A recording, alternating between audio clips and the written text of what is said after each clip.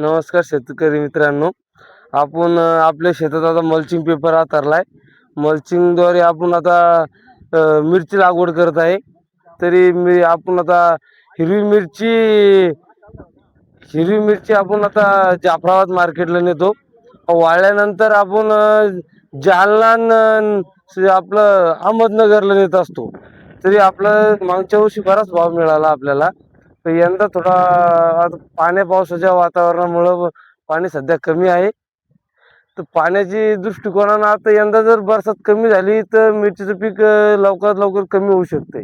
आता तरी भरपूर शेतकऱ्यांनी मिरची आमची इथं साधारण 2-3 एकर मिरची लागवड राहायची. यंदा थोडी कमी झाली.